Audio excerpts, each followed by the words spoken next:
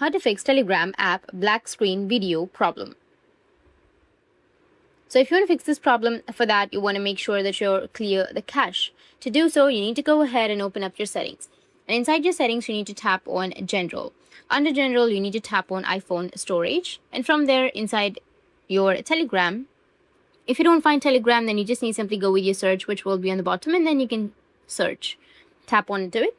Now, once you're inside this kind of interface, you need to go ahead and tap on Offload App. Once you offload the app, this will help you free up some storage used by Telegram, and it will also help you to clear the cache as well. Once done, you want to make sure that you tap on Reinstall Application right over there. So once you've done that, you want to make sure that you have Telegram app updated. So open up your App Store, then go with your search. Under search, you need to search for Telegram. If you have any updates on your Telegram, you just simply go and update it. After updating, your problem might be fixed.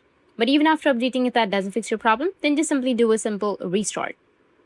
Sometimes a simple restart can fix temporary issues. If you're still facing the problem, then you can just simply go ahead and uninstall the Telegram application from your device and then reinstall it via the App Store. And that's it. If you found this video helpful, hit the subscribe button. Thanks for watching.